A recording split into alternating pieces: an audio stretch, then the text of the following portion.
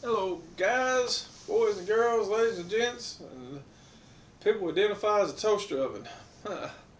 Anyway, I just like talking, telling that joke. Anyway, uh, happy New Year's, fellas.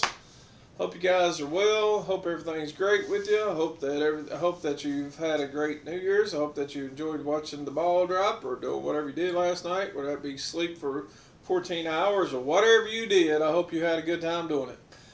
Uh, yeah, I just want to say, welcome 2025. Wow, what a year it's been the past year, hasn't it? Wild year this past year. Oh my God, it's been a bad year. And,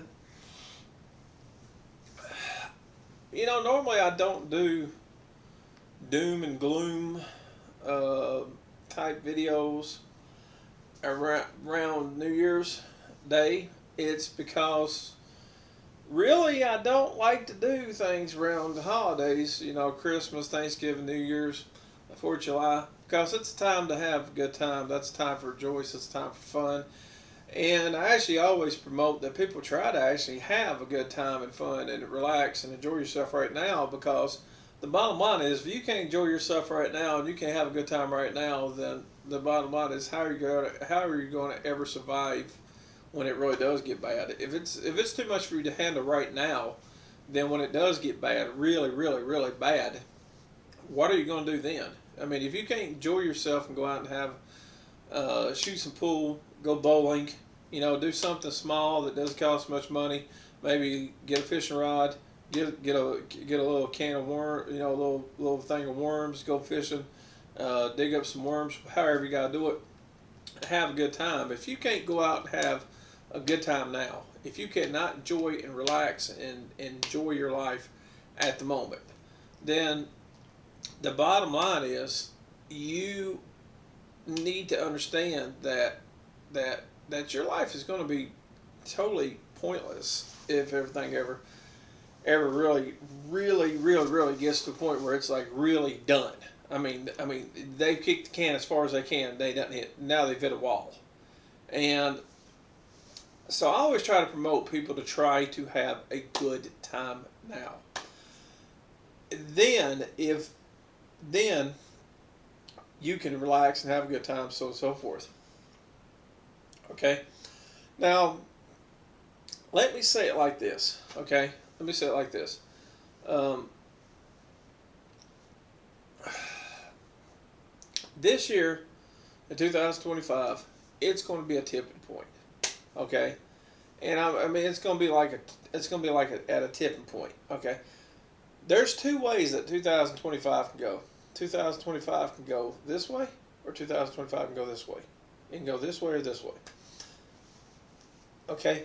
And now, Trump himself, Donald J. Trump himself, said that America is on the brink of a Great Depression, and we are. We're on the brink of a Great Depression. Excuse me.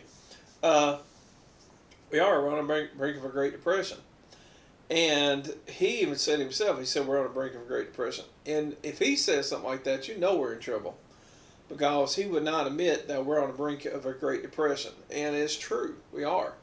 Um, they've kicked the can down the road so far, and the way the dollar has got to be is just not even funny. We've always kind of, I mean, in the previous years during the Great Depression, people worried about real money, real cash. They had homes, and they had other things, and then there was, basically people were able to didn't have the stuff we got today. They didn't have the debt we got today. Back in those days, they were still running around with the horse and buggy and the car and cars back in those days, and we're still riding horses and everything else back in those days. The times of that day are different than the times of this day. These days, the way that the economy's worked, it's worked on a balance system of real money and credit. Okay, and essentially, when you work on this balance system of, I can't really afford it, but I can put it on credit. I can't really afford it, but I can kind of put it on credit. So what they've done is they basically have taken and killed. They basically have taken and they've killed this credit system now. So basically, when you take that and you basically take it from here and down here somewhere, about right here, this is the credit system. Okay, so up here it used to be where there used to be an equal balance, but now it's down here. And since it's down here someplace, this is where your credit system's at now. You only have real money that you have to deal with. Okay, so the tipping point is, here's the big tipping point, is it's not a matter of how bad it's going to go down. It's going to keep going down in 2025. Okay, it's a matter of how bad it's going to get in 2025. And I'm sure that Trump and all the people up in the White House and everything else and up in Capitol Hill is going to do what they could do to try to turn that back around and try to make it better. Okay, but the tipping point, the tipping point of everything is going to really be, I mean, that tipping point is really going to fall down to, is it going to go good or is it going to go bad, and how bad is it going to go? Okay, now when it goes back, when Trump comes back in office, I'm expecting the stock market to start rising back up. I'm expecting things to start looking good again. I'm expecting uh, injections into the stock market. I'm expecting a lot of things. And Trump, I don't expect him to ever change his old spending ways. Trump is a spender, and he does not care about raising the national debt one bit. He does not think twice about it. He doesn't care one bit about it. He will raise the national debt quicker than you pretty much can even count it.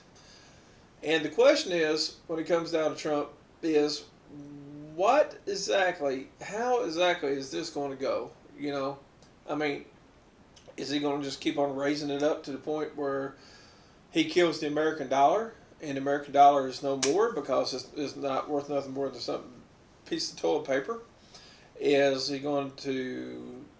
What's he going to do about these wars? How's this going to happen? I mean, are we going to end up in a war with Iran because of something Israel has started or something that they deem intelligence has found? And are we going to start a war with Iran? How is this all going to go? And on top of that, He's also talked about uh, making. He's also talked about making Canada a part of America.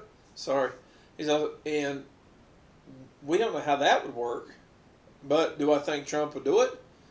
I think if Trump could possibly get England to agree to say, hey, yeah, Canada's your baby now. Canada's your baby now. If he could get them to do that, if he decided he wanted to do it at all, uh, and or essentially, Canada and America together buy themselves out away from England and say, here's enough money that we're just going to buy you out. Maybe that would be a peaceful way of doing it. I don't know, but why? I don't understand why he would want to do that. But he's talked about doing that. Uh, Another thing he's talked about doing is legalizing weed. Um, it's very controversial about weed.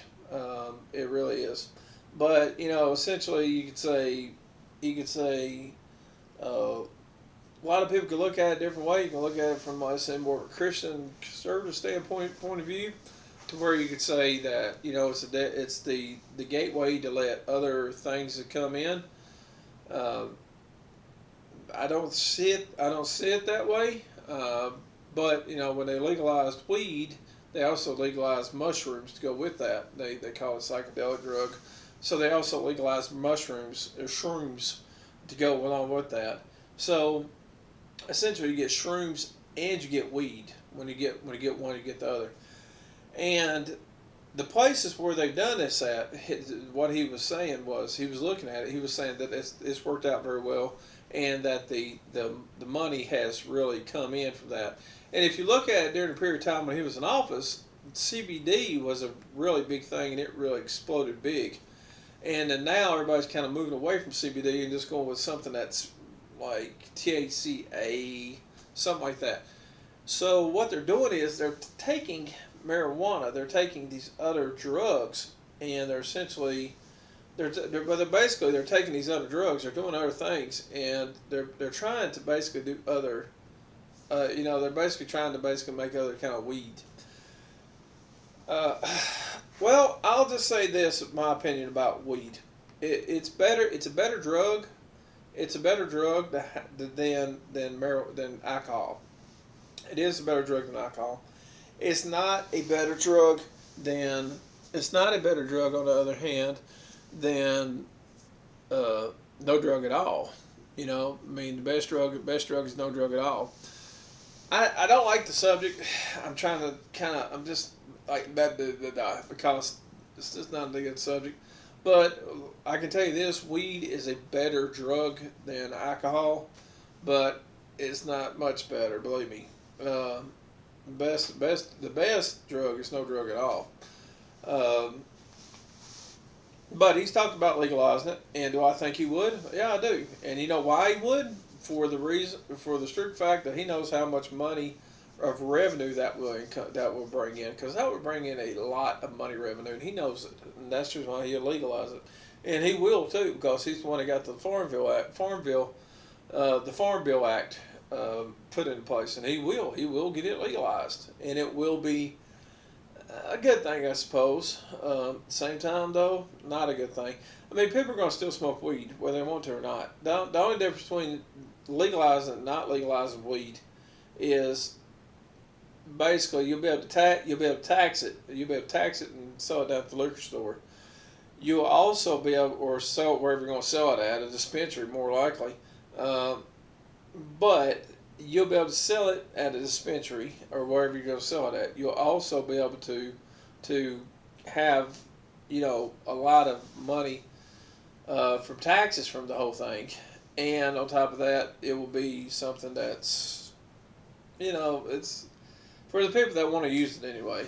And on top of that, it's illegal right now. You won't lose your job if you legalize it. You won't lose your job. You won't lose uh, your you won't be going to jail for having it, stuff like that. So it would be a beneficial thing, a good thing if they legalize it. But at the same time, though, it won't be a good thing because really, best drug's no drug.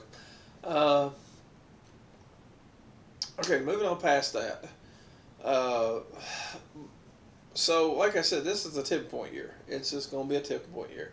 How is this going to go? Or is gas? I mean, what about gasoline? Well, he's talked about getting the pipelines back going, but the pipeline's going to take some time. So gasoline this year, I'm expecting gasoline to not drop a penny uh, for the foreseeable future this year. It might start dropping around November, December, but I don't see it dropping a tremendous amount. It could start dropping then, but I don't see it doing that much of an amount. Uh, the main thing I look at is what is the uh, what's really going to happen with that as far as the pipelines and how quick can they get things back going? How can we become our own sufficient nation as far as oil and the stuff goes? That's going to be all a toss up, and we're just going to have to wait and see. It's just going to be a wait game, and we're just going to have to wait and see where this goes and how this goes. Um, okay, so let me move on past that. You know, the whole year ahead, this whole year ahead is going to be just a big turning point. It's going to be a big turning point. The car market's going to have to drop, whether the car market decides they want to drop or not, whether the car market decides they want to do this, whether the car market decides they want to do that or not, they're going to have to. And the bottom line is, here's another question with Trump too. What is he going to do about the car market? Is he going to bail it out? Because they can't take another year of this. If cars have another year like this, then you're going to start seeing probably about most of the dealerships is going to be going out of business. They cannot have another year this bad. This has been one of the worst years they've ever had, and they cannot have another bad year like this. Nobody can afford to buy the vehicles they're trying to sell. It's not the dealership's fault. I mean, sure, the dealerships are making a nice little markup, but it's not the dealership's fault necessarily. I mean, think about it. If let's put it this way: if I try to sell you a Ford F-150, let's say I want to sell you a Ford F-150 for $55,000, and then you want to turn around and blame the dealership who is 55,000, and you want to blame the dealership for having taking $8,000 for themselves. They're making $8,000 markup for their own profit for their own sales, right? That's true. That's true. All right, that's bad. That's bad. It is. But are they charging $47,000 for a V6 extended cab four-wheel drive Ford pickup? Are they charging 47? Are they the original person charging $47,000 to put that on the lot, or is that Ford? That's Ford, right? And that's the same way it goes to all the other the other car manufacturers. They're going to have to lower that price, and if they don't, they're going to keep on having the worst years they've ever had. On top of that, you've got to look at other things too. There's like a company over here, Mitchell's Gold, over in Towson. I don't know if you've ever heard. I don't know if you've heard anything about Mitchell's Gold shutting down. But Mitchell's Gold, one day they went over there. They literally just wanted to. They literally they just wanted, all they wanted to do was just all they wanted to do was try to go to work that day. And Mitchell's Gold had a sign saying closed. We're going to send you out your paychecks and so forth. Everybody showed up that day trying to go to work. Mitchell's Gold closed, no warning, no nothing. Goodbye, people. And they just left Towson behind. That was it. The guy who run the place, he was a homosexual Jew. And it was just bad. I mean, hey, we're just going to do what we want to do. We're just going to pack up. We're going to leave. We're going to move now. And now those people over in Towson, they got hit. They hit hard. They got hit hard. And they got hit bad because of what they did. I mean, that was a big thing to that town in Towson. If you don't know anything about Towson, North Carolina, that was a big thing that happened there in Towson. And they can't take a hit like that. Okay, they on top of that, they lost all the car dealers they had. They had a Chevrolet dealership, they had a Ford dealership, they had a Dodge dealership. All three of those major dealerships, there was three major dealerships there, and all three of them shut down and gone. One was John Boyce Chevrolet, the other one was Townsville Ford, and then the other one was dang it, what's that other guy's name? He used to be down at Midnight. I can't think of his name. Chris Webber Dodge, and all three of those places gone.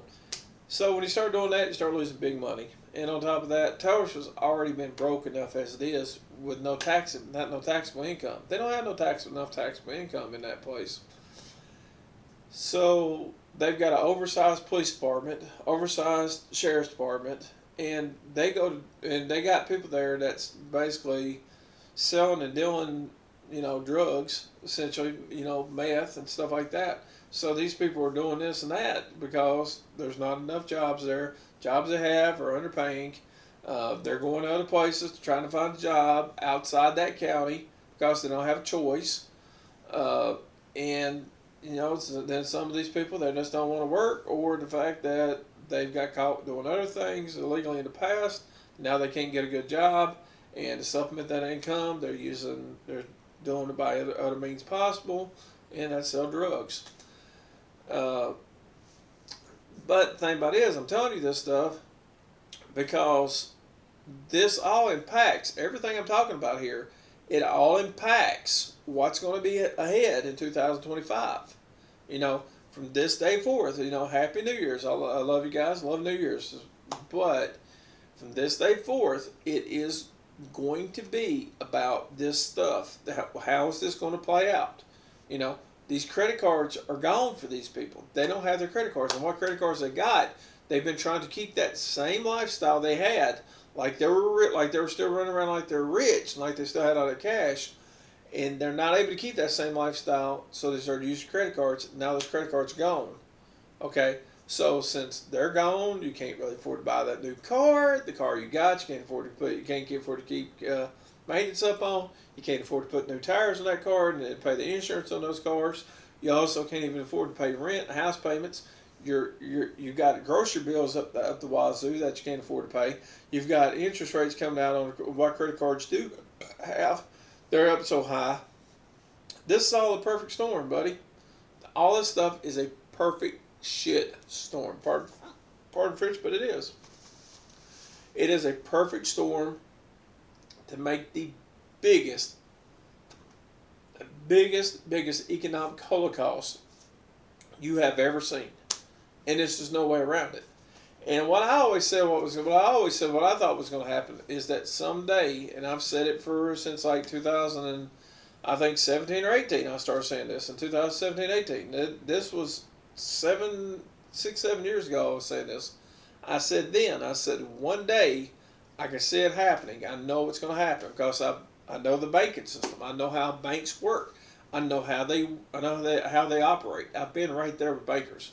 I've had friends that was bankers explaining to me how all these contracts and how all this stuff works and how your credit works. And I've had people sit down and explain to me the credit system. I had people that was working at car dealerships explain to me how you get credit, how you get cars on credit. I had good friends that was high up in big car dealerships and stuff like that. I've had bankers sitting there talking to me and telling me, explaining to me how all this stuff works. I've worked for big corporations. I've worked for companies and with big corporations, big food corporations, everything else. I've worked with all these different people. I've been there, sit down, rub shoulders with some of the best of them. Some people might think I'm not so smart. Some people might think I'm not, yada yada. But I've been right there with all these people. I'm able to do the stuff and foretell and be able to kind of tell you all this stuff because I know what it's going to be. I've seen people throughout my life mess up their entire life, just ruin and mess up their life. And the truth is, I know how things operate. I know how people operate. I know how people think. I know how they sit around and ruin their life, how they just piss away their money. I know how they do so many stupid things. I pretty much go by more of a school of Austrian economics. This will impact that. That will impact this, and this will impact that. I don't go by Keynesian economics because Keynesian economics will always fail. It will always fail you because in Keynesian economics, it kind of is a little bit more of a numbers and algorithm and how can I play this system. And their system works, but the problem with Keynesian economics, it only works for, let's say, 8 to 10 years. Then it has a major crash and it has a fall down. Then it works for another 8 to 10 years and works great for another 8 to 10 years. Then it has another collapse. But with Austrian economics, it pretty much looks at everything across the board, and it kind of wants to keep everything in perpetual balance, so you have a smooth flow of everything. It's sort of like the difference between, if you know anything about the industrial work, is the difference between Kaizen and Six Sigma. Kaizen, Six Sigma basically, well, Six Sigma 5S. 5S will let things fall down and you go back in, you clean it up, and you put stickers on this, and you do this, and you do that, and you kind of get everything back up to standard for 5S. Kaizen, on the other hand, Kaizen does not let it get to that point. It keeps everything going like that the whole time. It's sort of like keeping a tune-up on your car. Keeping your car filled up with gas. Keeping the tune-up, not driving it too fast, keeping the tune-up done, keeping all the oil changed, keeping your brakes done, keeping a check on all your fluids. And that's what Kaizen does. It keeps everything within that perpetual balance of, hey, this is what it is. We're just going to keep everything in our perpetual balance of smooth even flow. All right, so we don't never get to the point where we have to let it fall down. Then we're going to kind of come back in and clean it back up. And that's what Six Sigma does. I'm just going to let it hit the ground and fall to shit. Then I'm going to come back in. I'm going to clean it up. Well, that's not the way Kaizen works. Kaizen keeps it maintaining steady balance all the time. Well, that's the same way it is with the Keynesian economics. It basically Keynesian economics. It is Six Sigma, where it works great, and then all of a sudden it falls down because essentially you're not keeping up with it on it, the maintenance of it all the time.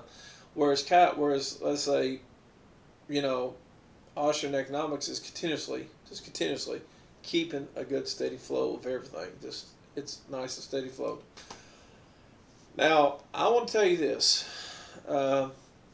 I'm going to tell you this. I'm going to say it like it is. Uh, Basically, just the way it works, the way everything goes, and everything else. Um, I, uh, you know, it. I don't know what to tell you guys.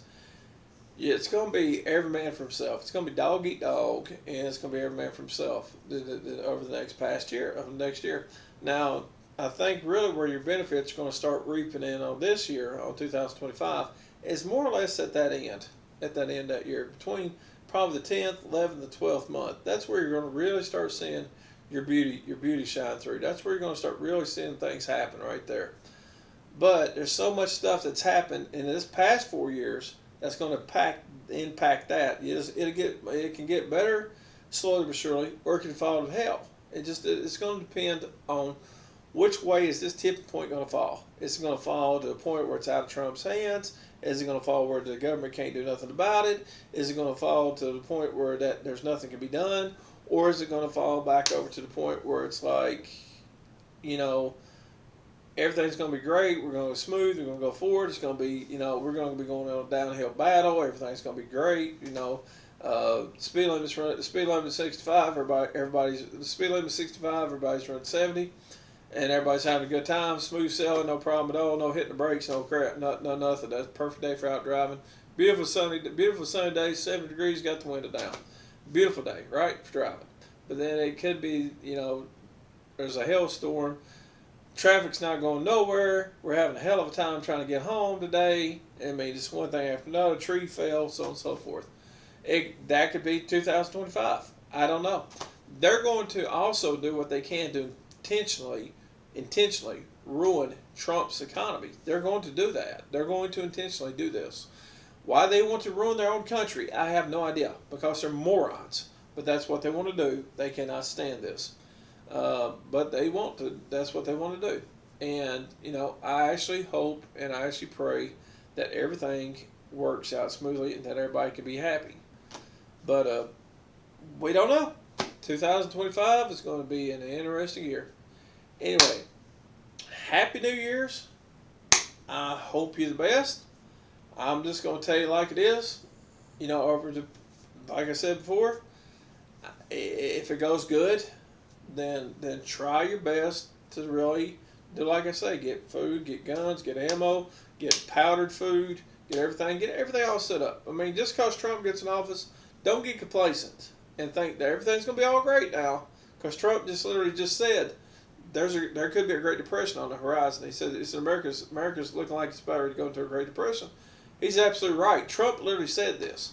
So think about that. That means that you need to be thinking about yourself and getting prepared and looking at your own self and your own finances and what you can do. Anyway, be good, get at it, take it easy, and Happy New Year's. Welcome to 2025. Man, that's some words to say, isn't it?